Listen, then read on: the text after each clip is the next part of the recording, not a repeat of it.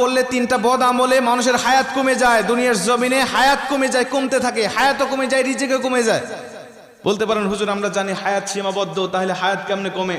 নবীজি বলছেন, বুখারীর বর্ণনায় আবু হুরায়রা রাদিয়াল্লাহু তাআলা হাদিসটা বর্ণনা করেছেন, মানুষের কিছু নেক আমলের কারণে হায়াতের মধ্যে আল্লাহ বরকত দান করে, আবার বদ আমলের কারণে আল্লাহ পাক মানুষের হায়াতের মধ্য থেকে বরকত ছিনিয়ে নেয়, ওই মানুষটা দ্রুত দুনিয়া থেকে বিদায় নিয়ে চলে যায়।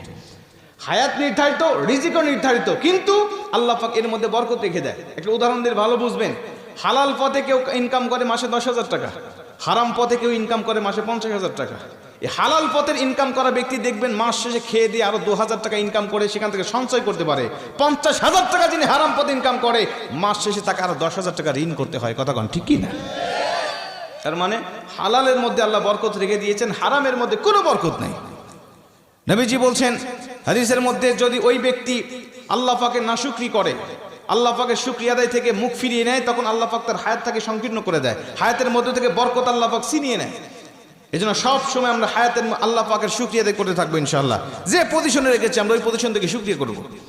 2 নম্বরে নবীজি বলছেন, ওই ব্যক্তির হায়াতটাকে আল্লাহ পাক সংকীর্ণ করে দেয় যেই ব্যক্তি দুনিয়ার জমিনে প্রয়োজনের থেকে অতিরিক্ত খাবার খায়। মানুষের রিজিক কিন্তু নির্ধারিত, আমরা জানি।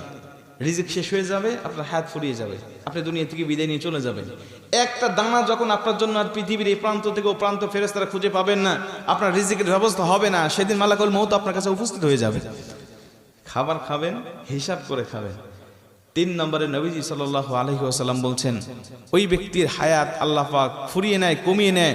ওই ব্যক্তিকে আল্লাহ পাক দ্রুত তার হায়াতের মধ্য থেকে বরকত আল্লাহ পাক ছিনিয়ে নেয়, যেই ব্যক্তি আত্মীয়তার সম্পর্ক ছিন্ন করে ফেলে।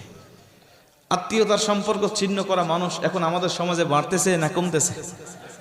আমার হক আমার বোন পাবে, আমার বোন আমার বাবার থেকে হকটা নিয়ে চলে গেছে। আমি বুঝেছি আমার বোন কেন আমার হক নিয়ে চলে গেল, আমার ফুফু কেন হক নিয়ে চলে গেল। আমি তখন থেকে আমার বোনের সাথে ফুফুর সাথে আমি সম্পর্ক ছিন্ন করে ফেলেছি। ঠিক না বে ঠিক? অথচ আমি আমার বাবার সম্পদ হক ভক্ষণ করতেছি, আমার কোনো দোষ নাই। আমার বোন আমার বাবার সম্পদ ভক্ষণ করলে আমার বোনের দোষ হয়ে যায়। আমি আমার দাদার সম্পদ ভক্ষণ করতেছি, আমার কোনো দোষ নাই, কিন্তু আমার ফুফু আমার দাদার সম্পদ ভক্ষণ করলে আমার দোষ হয়ে যাবে, ফুফুর দোষ হয়ে যাবে। কথা বলেন ঠিকই না? এই সম্পত্তির জের ধরে আজকে অধিকাংশ আত্মীয়দের সাথে আমাদের সম্পর্ক ছিন্ন হয়ে গেছে। আজকে আমাদের সম্পর্ক ভালো নাই, অথচ নবীজি বলছে যেই ব্যক্তি আত্মীয়তার সম্পর্ক ছিন্ন করে, ওই ব্যক্তির জন্য জান্নাত একেবারে হারাম করে দেওয়া হয়েছে।